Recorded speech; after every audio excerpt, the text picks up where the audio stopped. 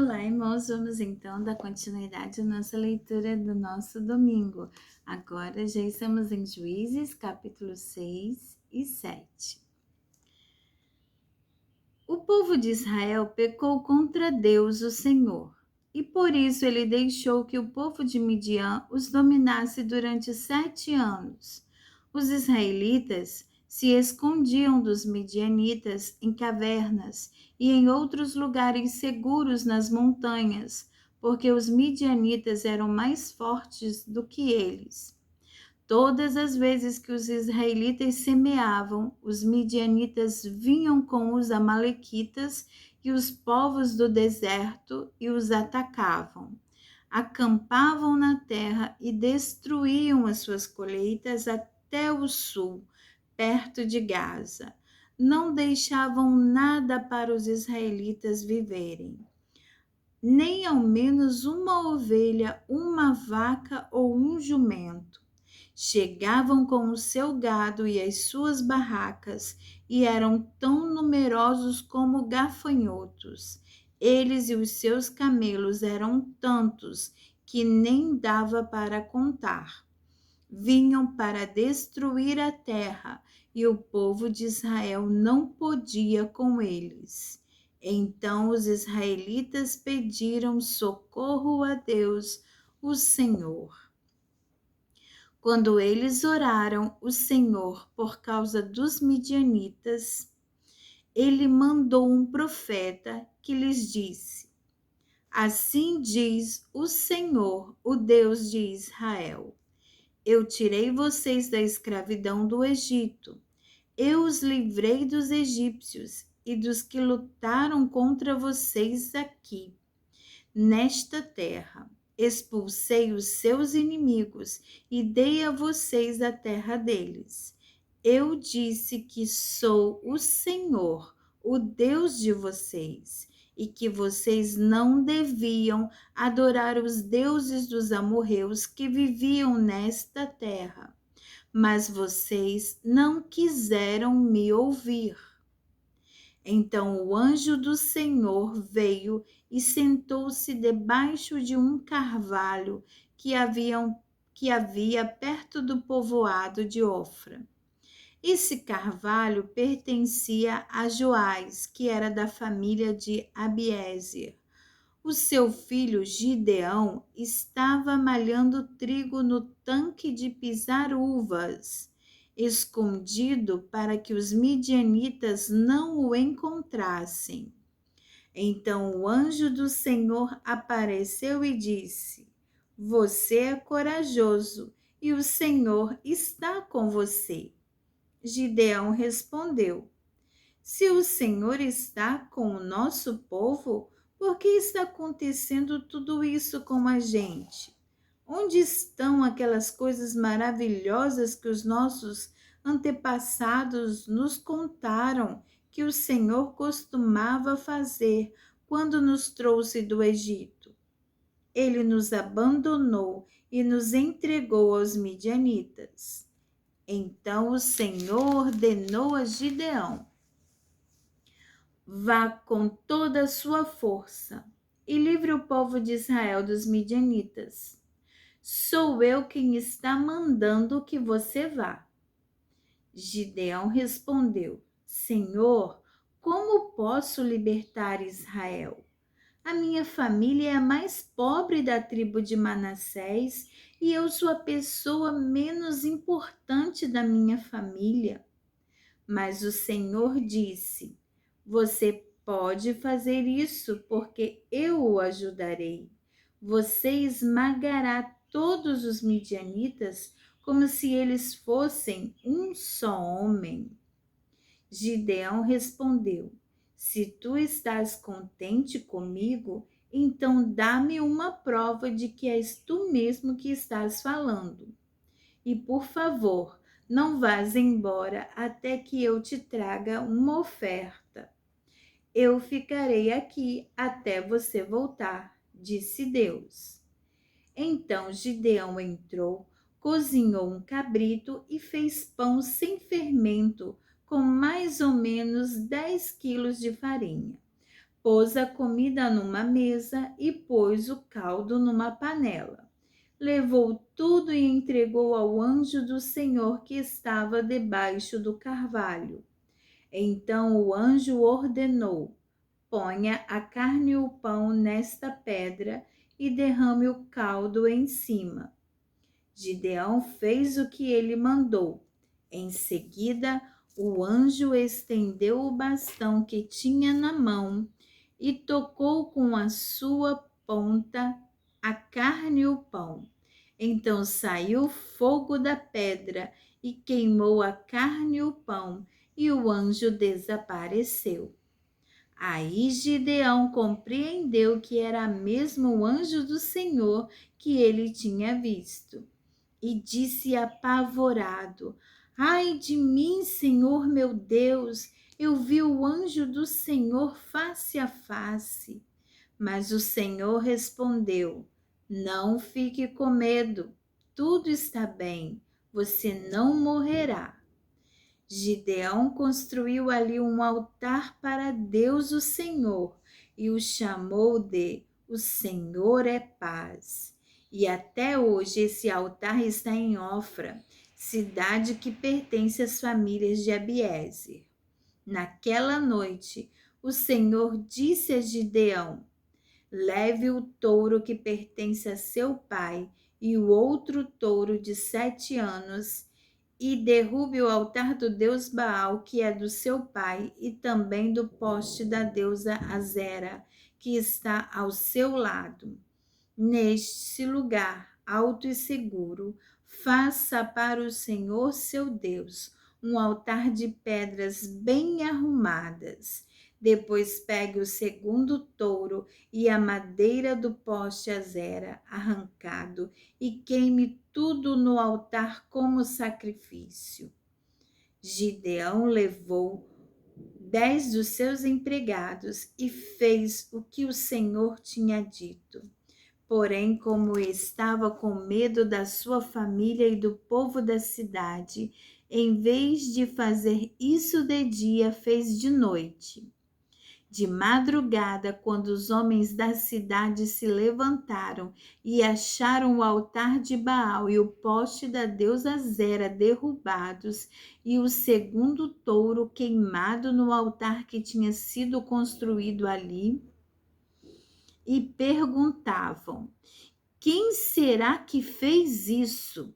Procuraram saber e descobriram que tinha sido Gideão, filho de Joás.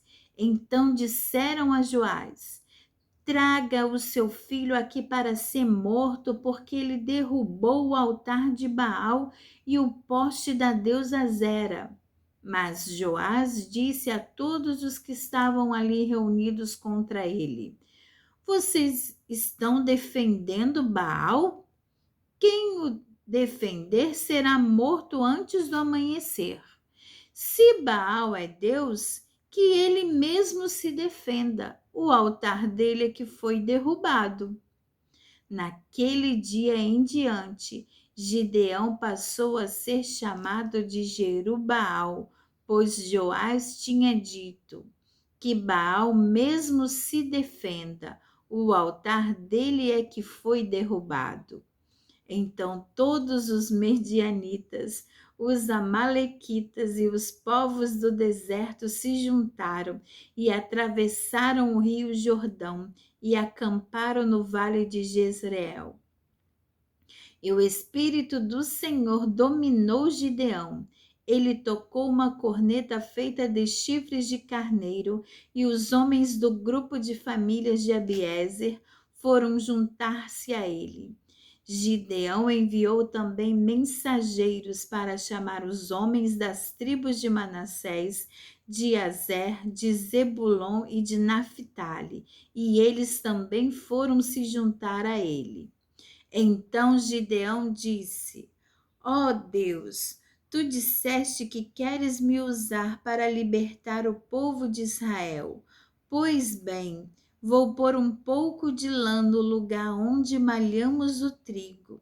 Se de manhã o orvalho tiver molhado somente a lã, e o chão em volta estiver seco, então poderei ficar certo de que tu realmente me usarás para libertar Israel. O que ele disse aconteceu. Aleluia. Na manhã seguinte, Gideão se levantou, espremeu a lã e dela saiu água que deu para encher uma tigela. Então ele pediu a Deus: não fique zangado comigo, mas deixa que eu fale só mais uma vez. Deixa, por favor, que eu faça mais uma prova com a lã, que desta vez a lã fique seca e que haja orvalho somente no chão em volta dela. E Deus fez isso naquela noite. A lã ficou seca e o chão em volta ficou coberto de orvalho. Glória a Deus. Deus que ouve e responde. Aleluia. Juízes capítulo 7. Jerubbaal, isto é, Gideão, e todos os homens que estavam com ele, se levantaram de madrugada e foram acampar perto da fonte de Arode. O acampamento dos midianitas ficava no vale, no lado norte, perto do monte More. O Senhor Deus disse a Gideão: você tem gente demais, e por isso não posso deixar que vocês derrotem os midianitas. Se eu deixasse, vocês poderiam pensar que venceram sem a minha ajuda. Anuncie ao povo o seguinte: quem estiver com medo, que saia do monte Gilboa e volte para casa. Gideão anunciou, e 22.000 homens voltaram, mas 10.000 ficaram. E o Senhor disse a Gideão: ainda é gente demais. Leve todos até as águas, e ali eu separarei os que irão com você. Se eu disser que um homem deve ir com você, ele irá. Se eu disser que outro não deve ir, ele não irá. Aí Gideão fez com que os homens descessem até as águas. E o Senhor Deus lhe disse: todos os homens que lamberem a água com a língua, como fazem os cachorros, devem ser separados dos que se ajoelharem para beber. 300 homens juntaram água nas mãos e lamberam. Todos os outros se ajoelharam para beber. Aí o Senhor disse a Gideão: com estes 300 homens que lamberam a água, eu libertarei vocês e lhes darei a vitória sobre os midianitas. Diga aos outros que voltem para casa. Então, Gideão mandou todos os outros israelitas para casa, menos aqueles 300. Mas estes ficaram com toda a comida e todas as cornetas. O acampamento dos midianitas estava abaixo deles no vale. Naquela noite, o Senhor Deus disse a Gideão: levante-se e ataque o acampamento dos midianitas.